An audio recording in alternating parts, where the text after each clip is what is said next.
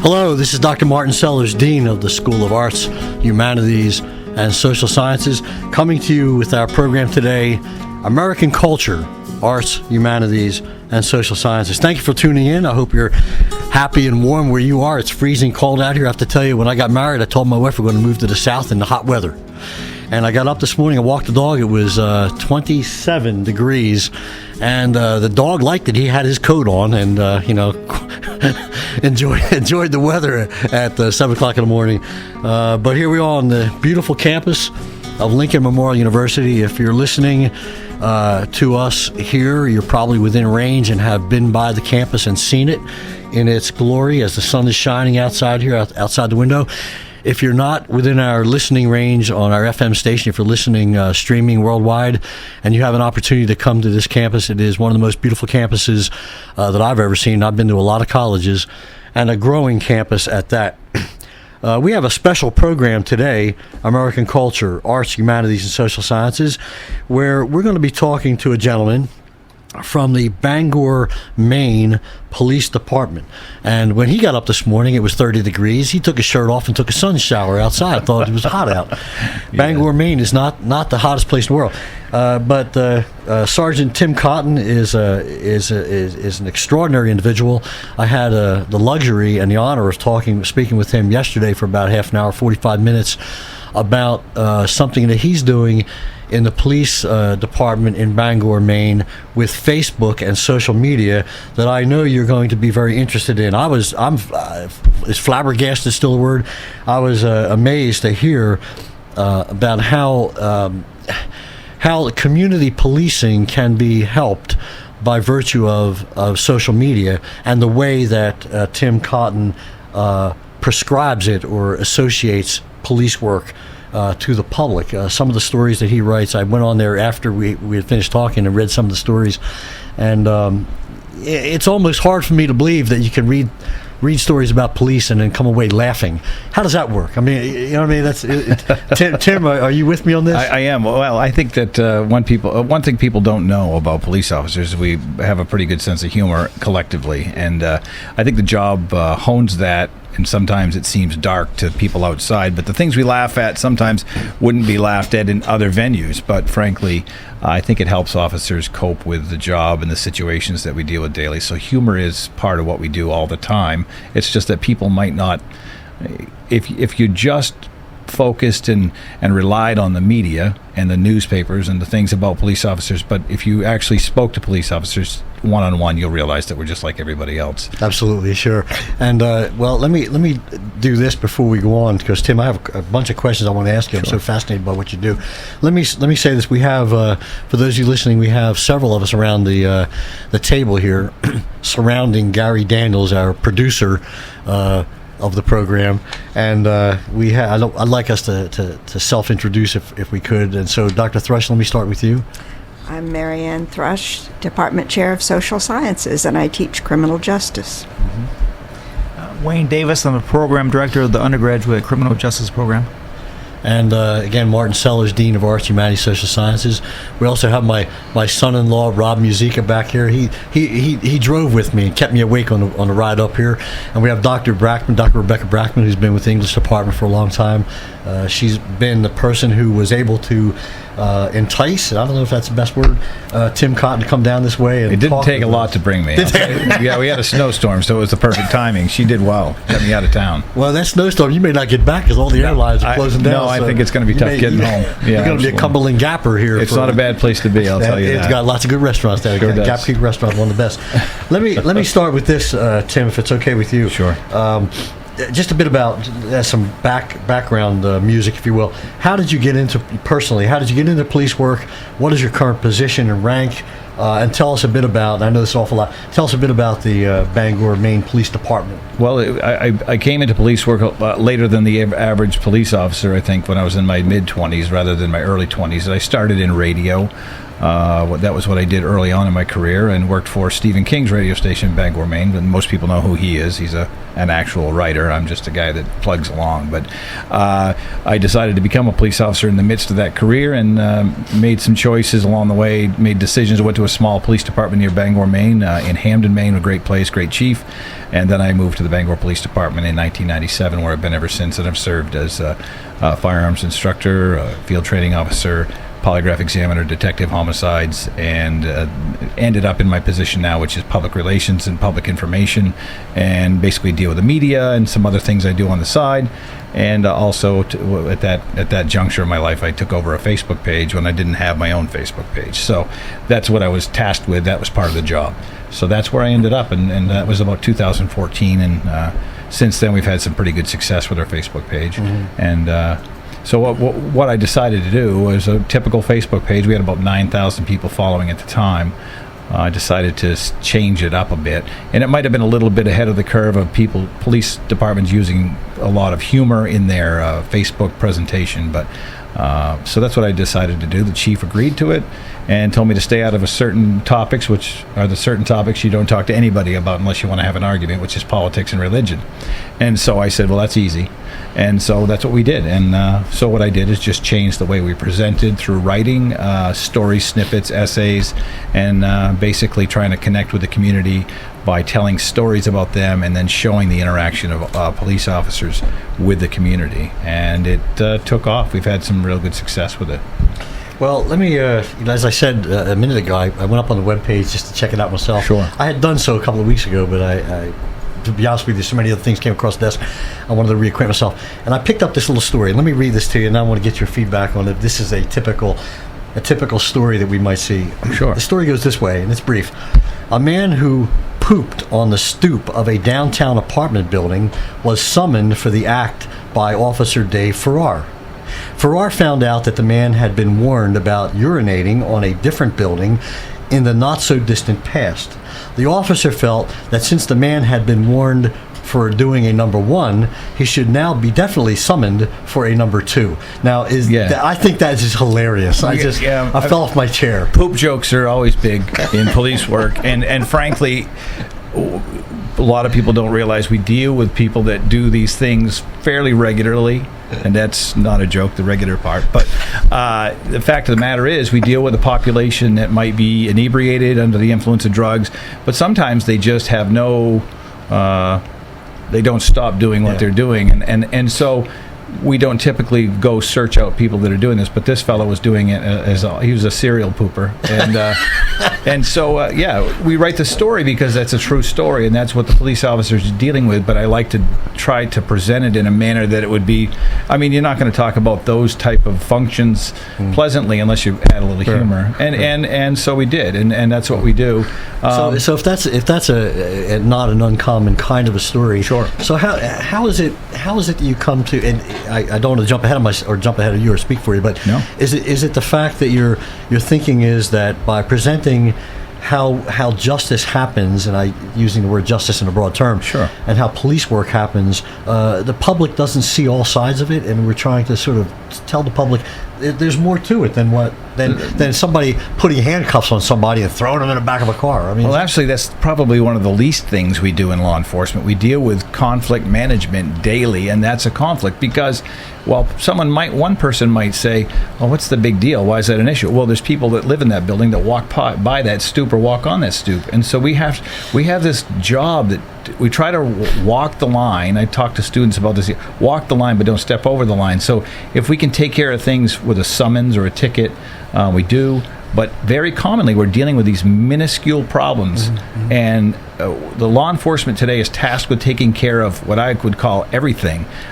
We're the call of last resort. Things have gone downhill when you call the cops, and so if you've got no one else to call, if you can't get a hold of Public Works or this, you're going to call the police department. So we deal with a lot of different issues, and that's one of them.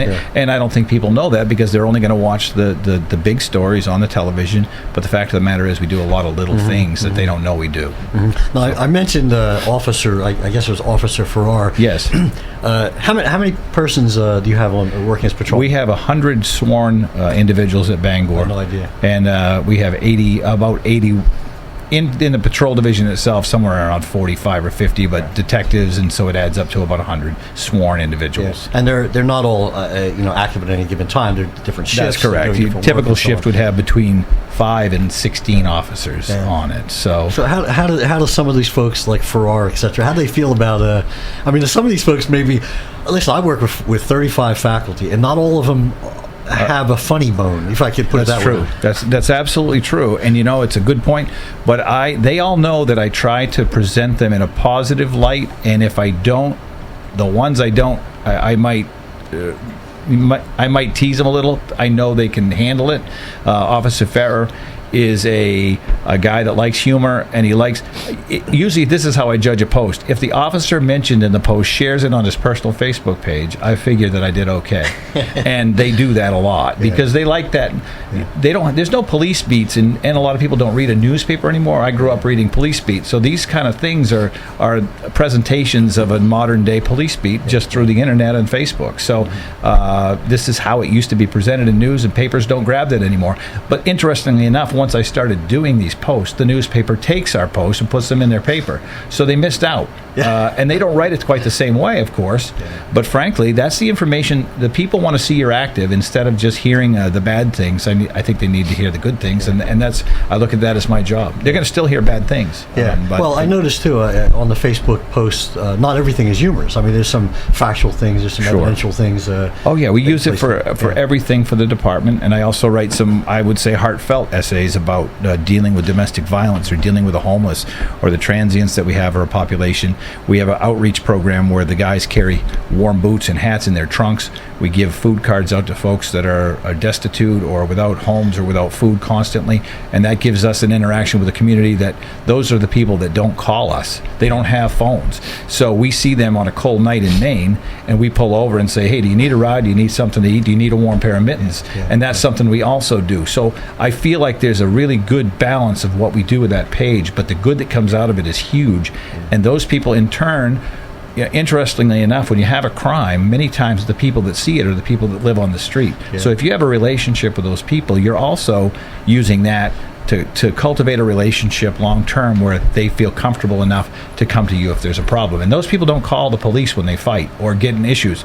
So very strangely, recently I was at my eye doctor, and he follows the page, and he said, hey, would there be a chance that you would be willing to drive people that you run into that need eyeglasses after a fight or that have lost them in the woods where they live?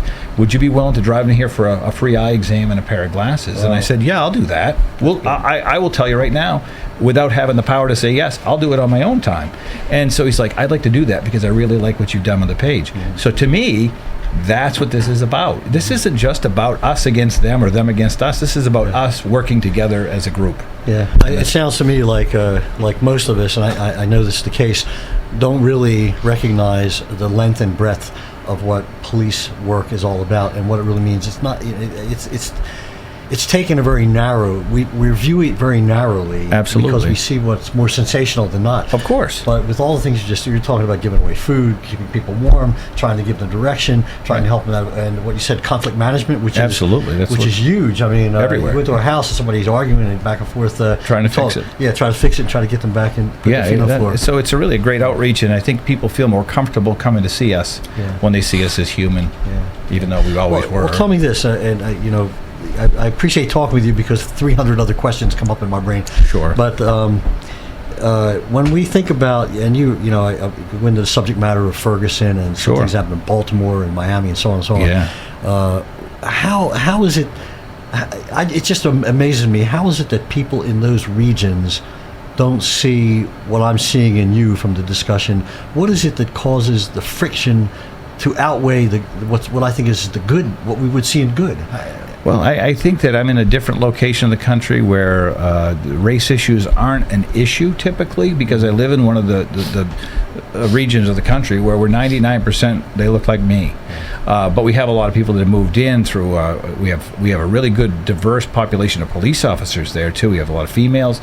We have gay officers. We have black officers. Belizean.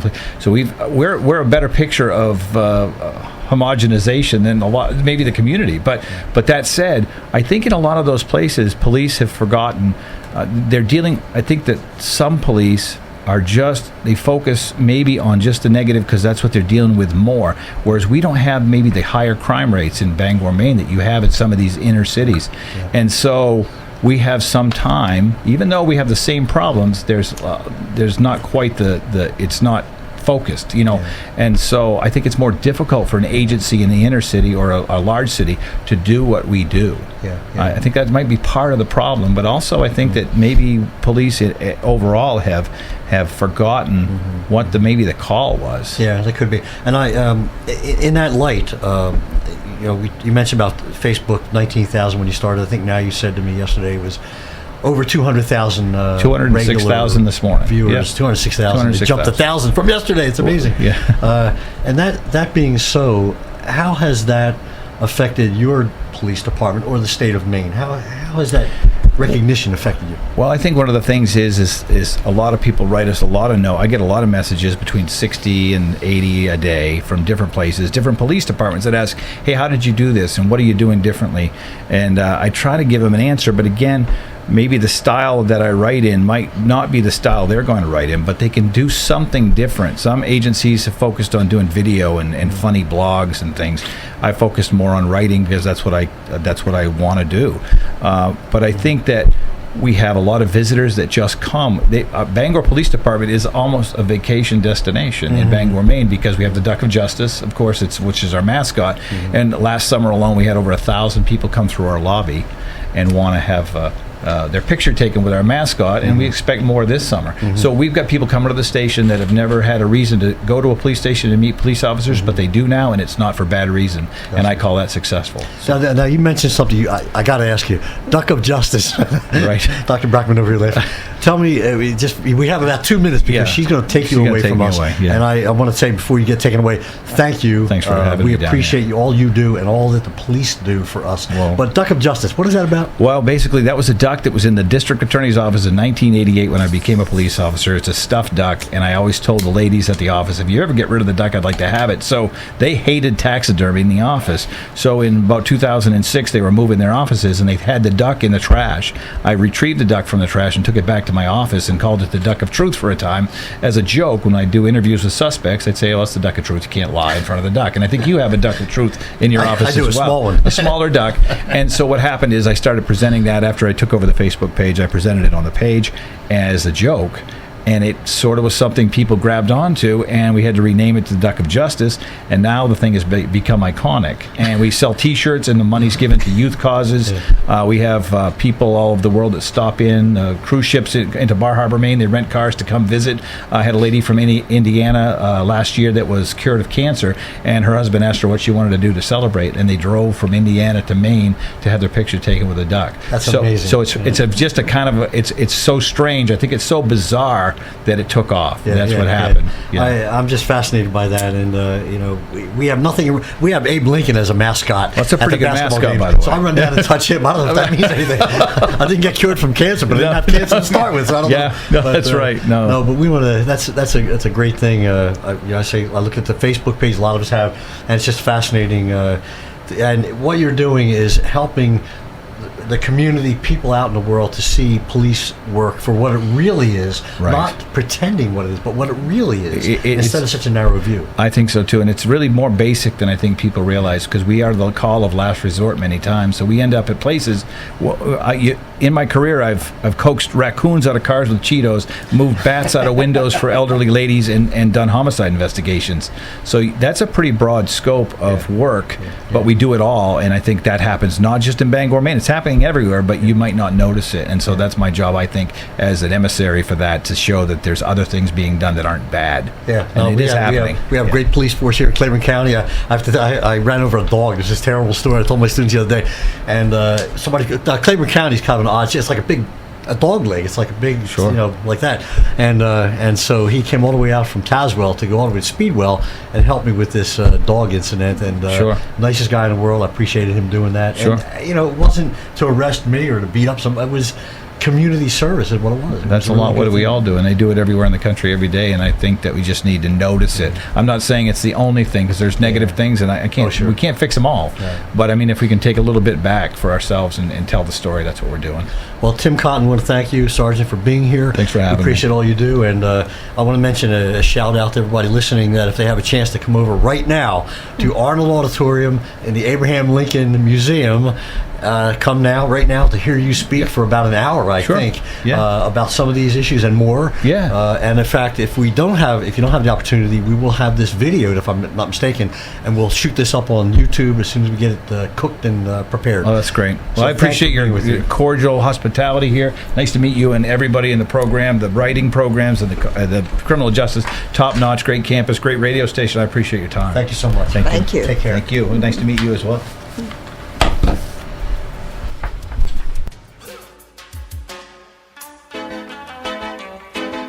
Bad boys, what you want, what you want, what you gonna do when Sheriff John Brown come for you? Tell me what you wanna do, what you gonna do? Yeah, bad boys, what you gonna do? What you gonna do when they come for you? Bad boys, what you gonna do? What you gonna do when they come for you? When you were 8 and you had bad traits, you go to school and learn the golden rule. So why are you acting like... Every Friday night, we take it way back with Friday Night Oldies with your host, Gary Daniels. Gary will be playing artists such as Chuck Berry, The Beatles, Buddy Holly, and many more. You can catch them all right here on Friday Night Oldies on 91.3 WLMU.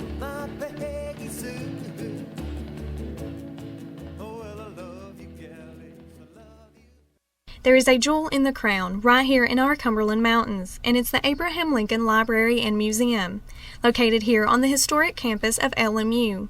It houses one of the top 5 Lincoln and Civil War collections in the entire world, and it's right here in our own backyard, located here in Harrogate, Tennessee, at the main entrance of LMU's campus. For more information, their number is 423-869-6235, and on the World Wide Web at lmunet.edu/museum.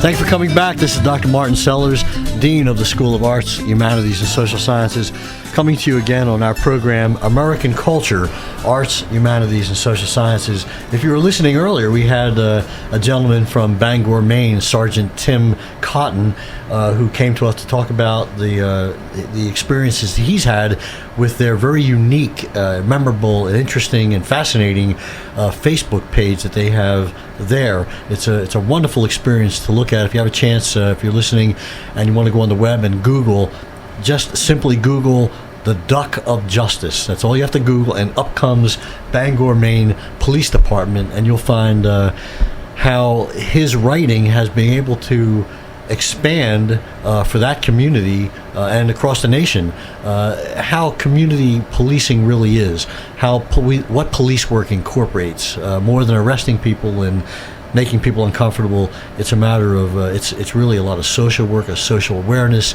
feeding people, getting people to be warm, helping them, giving them guidance, and that web page is a wonderful experience to look at. And I took a look at it yesterday. I was just amazed and shocked at how creative it is. What we're going to do now, though, Tim had to leave. He's going to be giving a discussion down at Arnold Auditorium in the Abraham Lincoln and Library Museum here at 5 o'clock. So what we're going to do is continue the program, American Culture, Arts, Humanities, and Social Sciences. We have with us also, as we said earlier, two fine expert criminal justice professors, and I'll ask them to self-introduce here in a minute. We're going to talk a bit about our criminal justice program. We talked about this last week.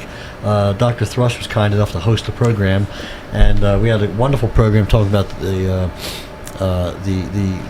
experience of being a student in criminal justice. In fact, we had a student or two call in.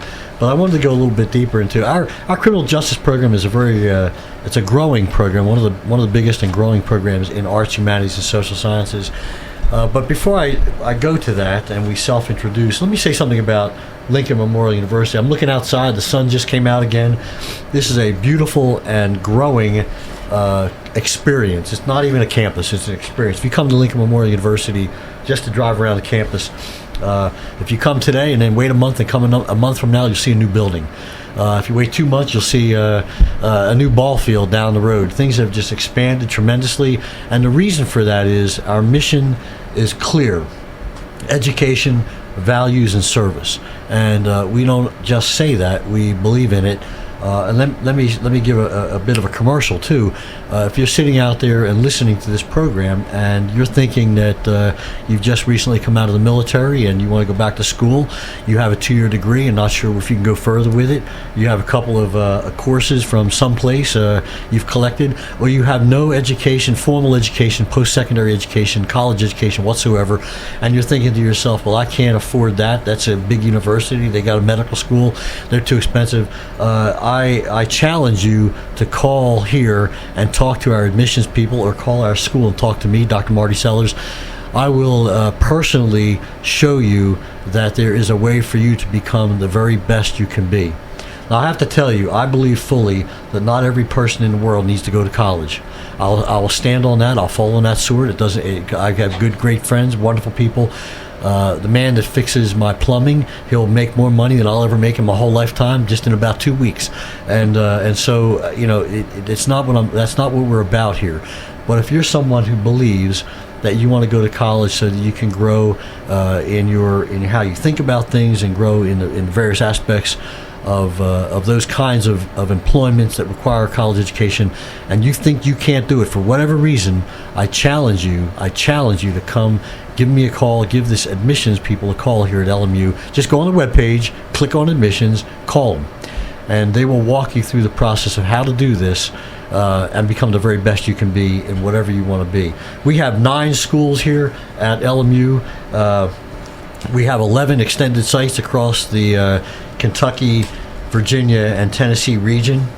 And those 9 schools include Allied Health Sciences, the School of Business, the Carter Moore School of Education, the School of Math and Sciences, the Kaler School of Nursing, the DeBusk College of Osteopathic Medicine, the Duncan School of Law located in Knoxville, the College of Veterinary Medicine, and of course the Paul V. Hamilton School of Arts, Humanities, and Social Sciences. And within our school, Arts, Humanities, and Social Sciences, somebody said to me the other day, oh, you guys are like the cleanup group, right? You get everything nobody else. That's not it. No. We are the foundation of education in arts, humanities, social sciences.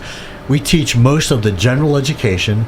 That's all those courses that you need to take, that anyone needs to take to become really good at writing, comprehending, reading, understanding, communicating, and so on. And then on top of that, we have 10 majors: art, history, music, media communication, philosophy, religion, social work, psychology, political science, criminal justice, English, and I don't have that memorized, by the way. I just read a list, right, Gary? You know, I'm not that smart. And we also have Arts in the Gap program, which is a program to mediate and continue and develop our culture. We have an excellent Appalachian regional culture that we're never going to let die and never going to be put in the back seat. It's a beautiful culture. We have a lot going on in the city of Cumberland Gap that foretells that and strengthens that. We also have, as many of you know, an excellent theater program. And let me put a plug in for that. We have Fiddler on the Roof coming up. I think it's April. Do you know the date? 17th. Check our events page. Just go on the web, click on events. Boom, it comes up. Fiddler on the Roof. We're going to have, I think, 4 or 6 programs of that. We have a lot of students who are very dynamic and excellent in that field. We have music performances. I went to the brass ensemble. It was last Monday, and it was just an excellent program. We had a premiere. That is the playing of music that had never been heard before anywhere in the region. On behalf of one of our faculty that died, Mark McGinley, last summer. And so we have just so many. We have graduate programs. Here at LMU, we have 15 master's degree programs and 9 terminal degree programs. So here we are in Claiborne County, in the rural, surrounded by the beautiful Cumberland Mountains, and here we are. Who would ever guess that we have so much going on right here in our backyard?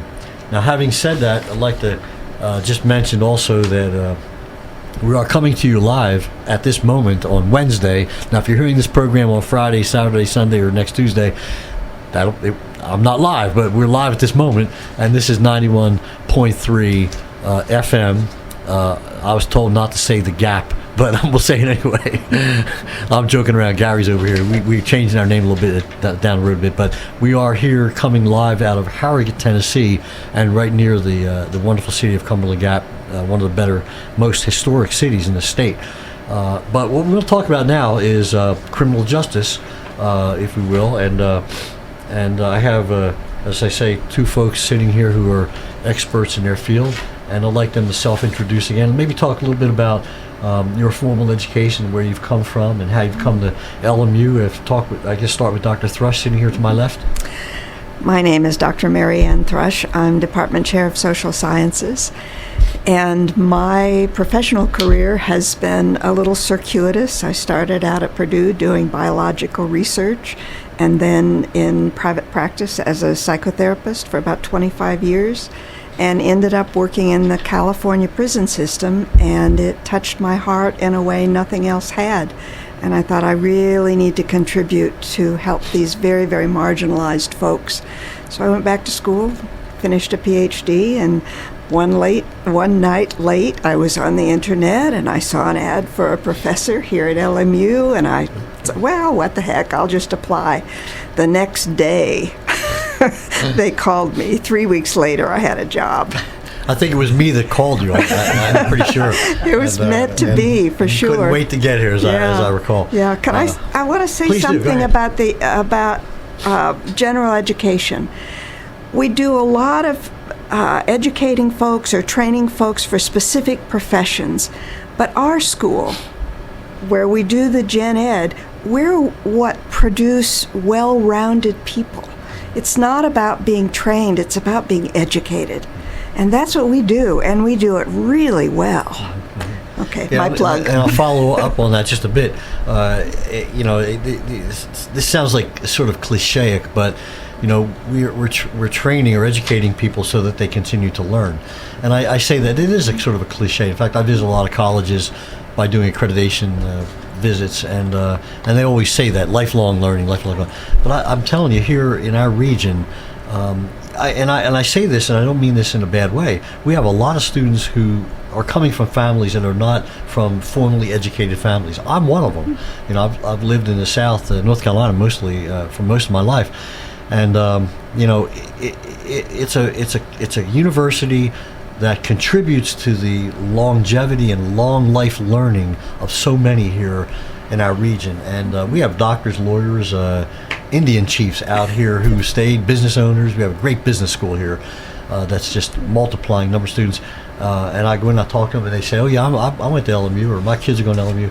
And these are really bright, smart, good people. Hearts are in it. So lifelong learning, as you say, generating on round individuals. That's not just a cliche here. It's something that's heartfelt, and it has roots and tentacles that go right into the community.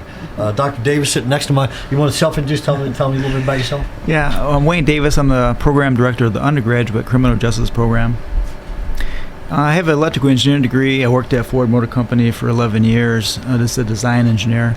And then I got my master's in business administration. So I have a very strong math background. So I like to apply math to law enforcement. A lot of students will ask sometimes, hey, what do I got to know math and English for to do criminal justice or law enforcement?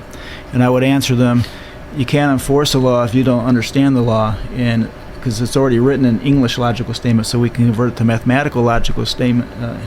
Then we can apply actually math to actions and the police report, the law of the police report.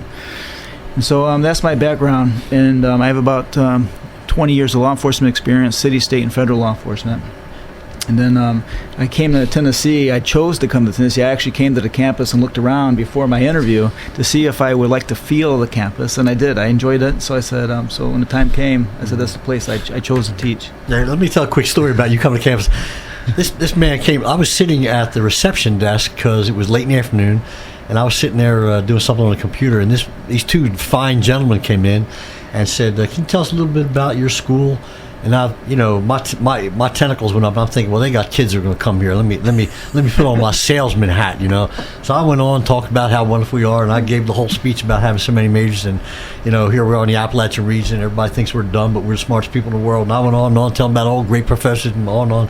And they both start laughing. And then I come to find out that he was an applicant for the job. And I said, oh man. And then I thought, this guy must have been a detective because he's kind of sneaky that way. See, he sneaked in on me. So, no, I'm so glad both of you are here. You've added so much to these programs, and we have it's one of the most growing programs on the university campus. And as an indication of that, we have a graduate program, as you know, as you're leading that. That's growing by leaps and bounds as well. Let me ask you both, though, just to follow up on our first half hour, about your take on Tim Cotton and Facebook. Dr. Thrush, let me start with you. What are your thoughts about what his work is doing? Oh, I give him a blue ribbon 10 times over. One of the things that I talked about a little bit last week was that my concern is that police get a bad rap because what the media presents is misconduct, shootings, and police departments misbehaving. And that's not who they are. Yeah, there may be some folks who misbehave, just like there are teachers who misbehave and lawyers who misbehave, but that's not the majority of them. And Sergeant Cotton is this wonderful blend of service, the social work role, and law enforcement in a kind way, a way that serves the public. And I've had several conversations with him over the past couple of days and just been so impressed. Mm-hmm. And that he's getting his message out across the country. That's really great. Mm-hmm. Because maybe slowly we can turn around the stereotype of the bad cop. Yeah, a big ship takes a small rudder, but I think he's one of the better rudders that we've seen. Dr. Davis, what are your thoughts about all that? He visited my class and he said a couple things that we stress in the program is, and I tell the students, the most important thing about law enforcement is about relationships. It's more important than any of education because it's about dealing with people, and no matter how smart you are, if they don't like you, they can cause a lot of problems. And so it's about working with people and dealing with them. Now, he also said that in his job, he tries to show that people are not guilty or not innocent. Instead of showing they're guilty, he tries to show they're not innocent. And I said, that's funny that you should say that because that's exactly what we do for research. For a null hypothesis, we don't try to show that it's true. We try to show it's not false. Mm-hmm. We do speak on double negative sometimes, but it has to be that way for research. There's reasons for it, which you discuss in class. But, yeah, you mentioned earlier about your mathematics background, and I was tying that to the idea that sometimes community relations is about relationships. Mm-hmm. Having a math background and being able to control or understand, grasp data certainly is a critical aspect of what criminal justice criminology is all about. Mm-hmm. Having it, and I know Dr. Thrush, your background is psychotherapy and so on, being able to relate how people act and their behaviors and so on, but that relationship that people see. Yeah. When I grew up, and I don't know, and Gary, I don't know how you feel about this also, but when I grew up, we had a tremendous respect. I was never afraid of a police person. I was like, yeah. If I got lost, something was bad, I would go find, if I saw somebody in blue, and it wasn't an umpire, certainly wasn't an umpire, because umpires, I could hate them to death, but if I found somebody else in blue, and usually there were males, because back in my day, 100 years ago, they were all males. But now, of course, and thankfully there are females, many females on police force. You go find somebody who, they were going to be helping you. There wasn't no question about it, and that somehow changed. And let me ask both of you, just to stay on this topic just a bit, community relations. How important is how community relations is seen, and do you have any suggestions on what we could be doing as police departments that we're not doing? It's vital. In every area of criminal justice, whether you're talking about policing, corrections, reentry, courts, like Dr. Davis said, it's all about relations. And whether I'm going to the grocery store or the dentist or wherever, I'm a representative for LMU and for criminal justice. And the better my relationships are, then that kind of bleeds over into what I'm associated with. And I think it's the same with every criminal justice professional, no matter which area of criminal justice you work in. And that's a little way, but I figure if I can hold up my square of the universe and make it okay, it helps. Yeah. I'm going to explain how math could be important in public relations. As I worked for a department that we had quotas, so we had to write out tickets, and if we didn't write tickets, we got suspended, and then eventually fired. Now the issue is, we'd ask, why would we do that? And the answer is because the public demands it. They don't understand math, so they understand that if the police was perfect and they prevented all crime, we'd have 0 arrests. But the public think that's lazy, so we'd write a lot of tickets because the public demands it. It's because they're not very good at math. But the most important thing is, it's easy for management, if they're not educated, to tell the people, the public, how many tickets we write. To fix the problem, they need to have management that assesses police officers on such things as public relations, teamwork, problem solving. So if they change the evaluation process to stress those factors, it would change police performance. What about training? Is there something that ought to be, and maybe this is happening as we speak, given some of the issues that have happened over the last 4, 5, 6 years? Can training be more, relational? And I hate to say, it's almost like, I don't mean police need to be touchy-feely people, that kind of thing, but is there some aspect of how we train? And you've been, Dr. Davis, you've been through training, I'm sure. You worked for state police, you worked for, was it Wayne, Indiana? I spent about a solid year at the police academy. It's at 3 different academies. That's because you failed 7 times. No, I'm teasing. I'm just joking. I shouldn't say things like that. But what about training? Can we do something differently, or what do you think? When I was an officer, it comes down to not getting in trouble. So I would modify my performance depending on how I'm being judged. So if my boss says you have to do this, that's what I would do, because I don't want to get in trouble. Well, so maybe it's that aspect of the relationship between the bosses of those who are on the street and doing the good work of community service, getting them to understand that it's not just looking for the devil out there. We got to look at the people out there. And that's why the students will sometimes say, why should I get a degree in criminal justice? I said, because you have to understand various things that change, and the degree helps you get promoted, but to make changes, it needs to come from the top. And so good criminal justice education, they'll understand what the real issues are. Are there review boards that watch over how a community police department operates, so that if we have a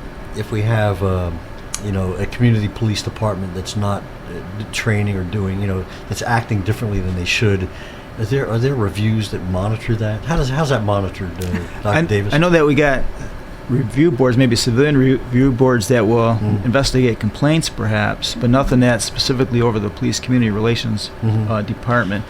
But the problem with using civil civilians in the community and the review board is that they don't have police experience, and so they need to really have people who are in the field who may not be current active police officers, but they understand what the police do and that are neutral, kind of separate from the department to judge behaviors. Is there a continuous training process that goes on for those who are in the police world? Is there some sort of regular training? Oh, we got training all the time. You do? Different, like we got firearms training, defensive tactics training, law updates. So we got continual meetings and trainings. What about sort of like training to be able to understand mental health issues, there are a lot of folks in prison. I've been told 50% of people in prison, I may be wrong, have mental health issues. You know, That's right. is there? I mean, you all have to. Police people on the street got to deal with that. How do you? I've never been trained in that. Well, see, maybe there's some issues here we could work on as a, you know, as a Dr. Thrush, will talk about that a little bit. Just certainly there are academies around the country that are training their new police officers or soon-to-be police officers in dealing with mental health, especially as we're getting more diversion courts like drug courts, family courts, etc. Law enforcement officers need to know how to deal with those folks and where they need to go. Yeah. What services they need, and if we can keep, for instance, folks who have mental illness issues, if we can keep them out of prison, that would be a really good idea, because they're not going to get much help in prison. You know, we are having difficulties in our society. You know, back in the 80s, 70s, we deinstitutionalized a lot of folks and closed up all these mental health wards. Of course, you know, people argue about that, and if you go back and look at the documentaries about how those mental health wards were, they were horrible. A lot, not I will say all of them, but I mean, they were not the best places in the world to be. But closing them, so, you know, here, our society's caught here between several values. You know, putting people in prison who belong, not putting people in there who don't belong, putting people in some kind of mental health places that they should be, but we don't have enough. And how's the taxpayer going to pay for that? It's a whole, you know, I'm not saying anything we don't know, but you know, I'm just voicing what's on the minds of a lot of people. And I don't know where we're going to go with this, but certainly having things happen in urban areas where the police are pointed at as being the bad guy is not the way to go. It's just not. It's just not the right thing, and we all know that. And certainly Tim Cotton from Bangor, Maine, and others around the country are doing a good job. And I think we're doing that here with you two as experts in your field, teaching young people, if you will, what they're going to have to put up against. You know, what they're going to be up against once they get into the world of criminology. Now, can we talk a little bit about our program? Here, I know you talked about it last week, but I just love hearing about this. We have a great program. We have a great program. Okay, that's fine. What are our distinctives? I'd like to know that. What are our distinctives? Well, in the undergraduate program, I'll say a little bit about it, and then Dr. Davis can say more. Generally, our students graduate, and they will go on to professions or jobs in 3 different areas. One is law enforcement, the other is probation parole, and the third is law school or graduate school.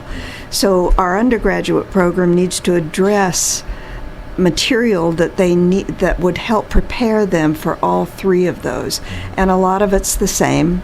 You know, they all need theory, they all need research understandings. They all need to know a little bit about courts, a little bit about corrections. But we're aware that that's where our graduates go. And then we have a graduate program that we're in the process of putting some of the courses online, maybe further than that, we'll see. But it's more generic.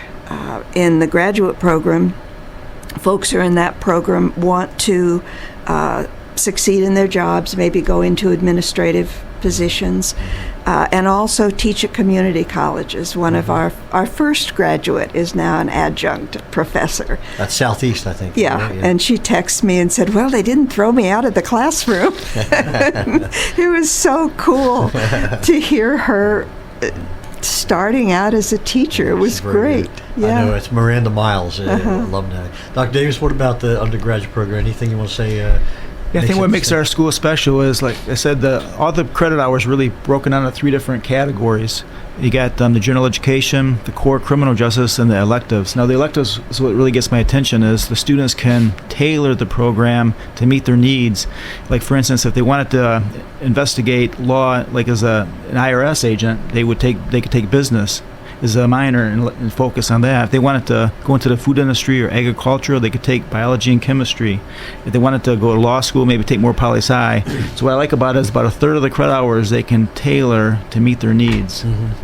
You know, as you're speaking, I'm thinking how how broad the range the jobs are for somebody who comes through a criminal justice program, because as we suggested earlier, there's all kinds of community relation programs. You mentioned, Dr. Thrush, probation and parole, but I'm thinking too, you mentioned the food industry. And I have a good friend who's working for quality control, and her background is not just criminal justice, but it's also like biology and so on. So she's putting together a regulatory process with a quality process, and that, you know, we tend to think that persons coming out of criminal justice are going to be police, but that's just a piece of it. There's so much else. There's many departments that say you can't enforce the law unless you know something about the field. So if you want to go into a certain area, you need to focus, or at least specialize in that. So what's the difference? We call our program criminal justice and criminology. What's the difference between the two? Well, criminology is more theory, and criminal justice is more applied.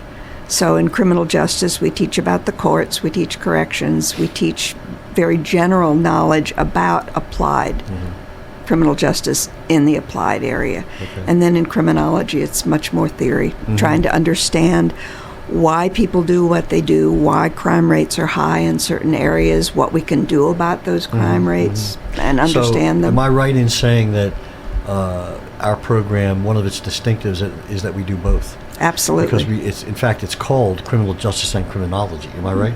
So we're not just criminal justice, and we're not just we do. What does somebody need? That made me think of this. If I want to go to graduate school and I have an undergraduate degree in criminal justice and criminology, what do I need to do to jump to the next level at the graduate level? Do you mean if they don't have an undergraduate degree in criminal Well, justice? if I do, what does someone need to do? Apply online. I mean, what I'm getting at is why would I want to do that? I mean, why would anybody want to move to the next level if that's... Well, a lot of our students want to teach Okay. at community All right. colleges. Okay. That's a big one. Yeah.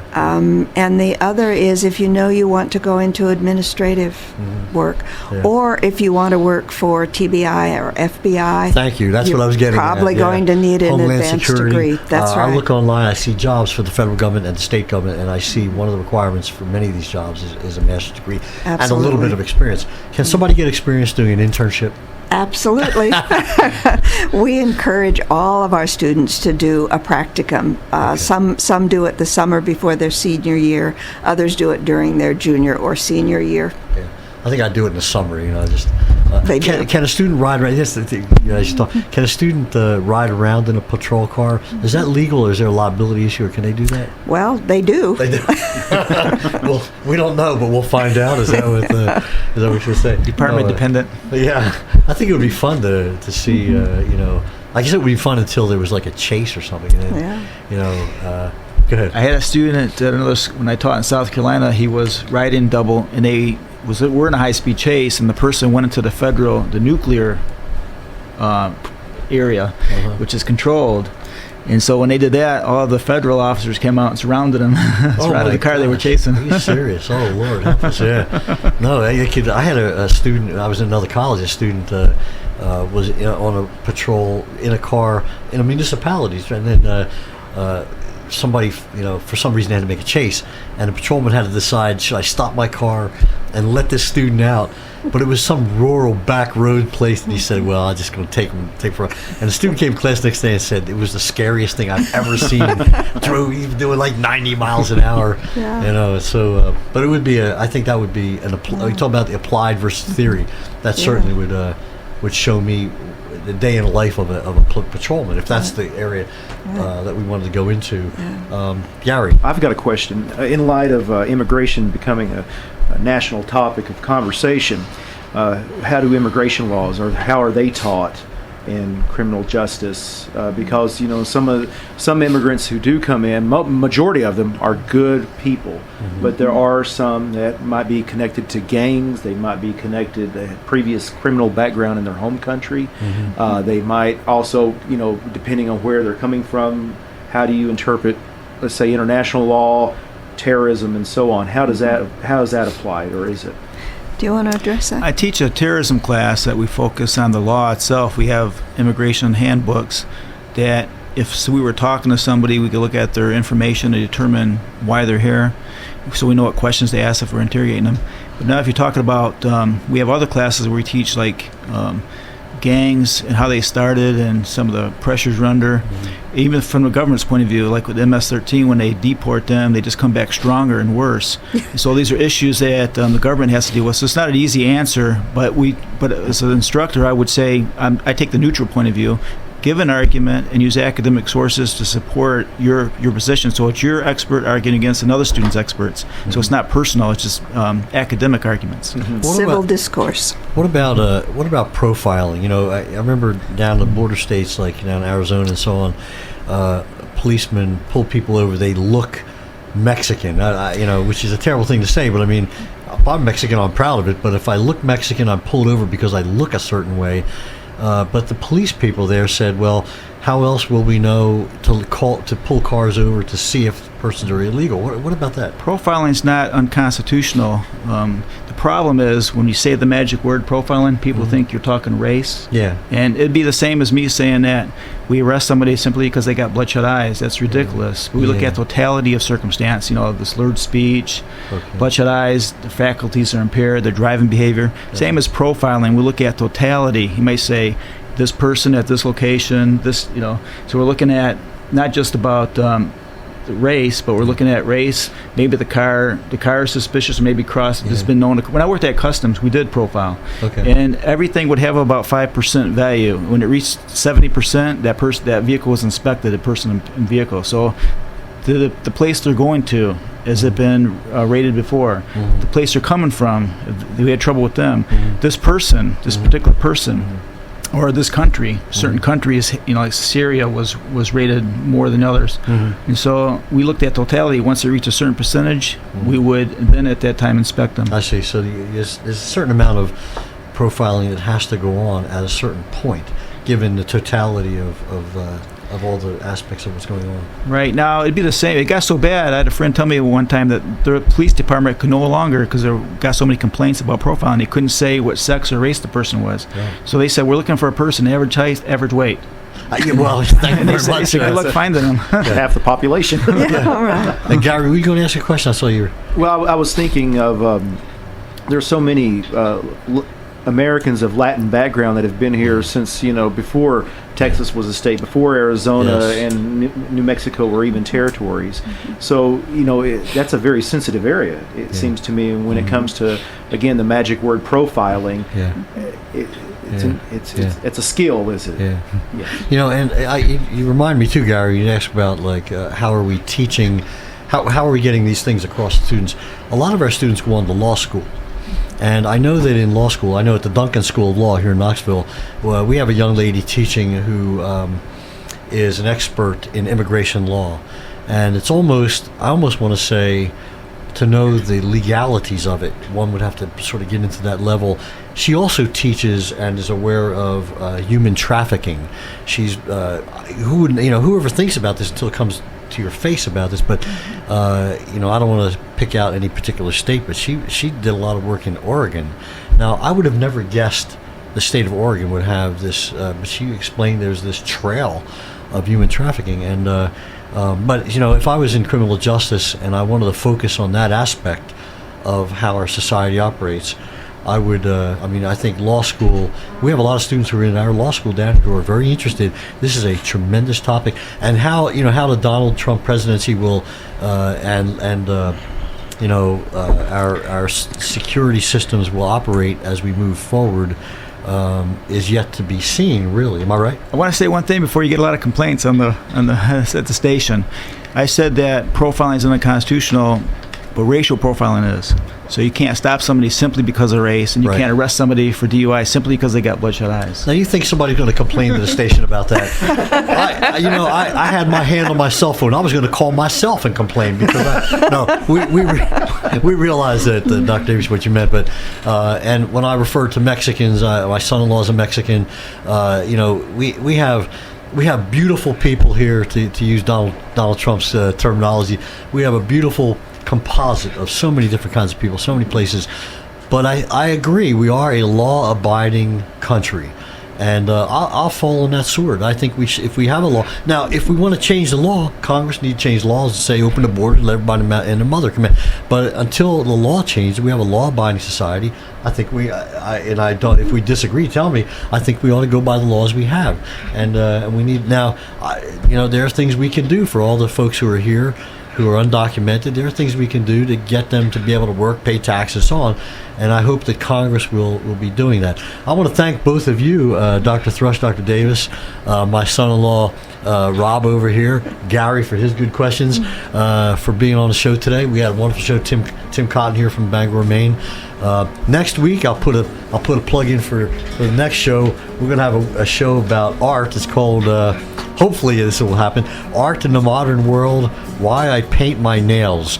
Now, I have no idea what that's going to be about, but we're going to find out next week. So thank you all for listening. We appreciate you being here. This is American Culture, Arts, Humanities, and Social Sciences. Dr. Martin Sellers, Dean, thank you for coming in. Support for this program is made possible by Lincoln Memorial University in Harrogate, Tennessee. Further information on academics, campus life, educational programs, admissions, and financial aid, and much more, www.lmunet.edu. This afternoon's program was produced by Dr. Martin Sellers. Our technical producer is Gary Daniels. Our student production assistant is John Hobbs. Our program director is Clay Stanifer. And our executive producer is Adam Haley. Our theme music is White Horses, as performed by Tierra Negra and Muriel Anderson. American Culture, Arts, Humanities, and Social Sciences at LMU will rebroadcast again this Saturday at 10 a.m., Sunday at 8 p.m., and next Tuesday at 7 a.m., all Eastern Daylight Time. This has been a WLMU radio production.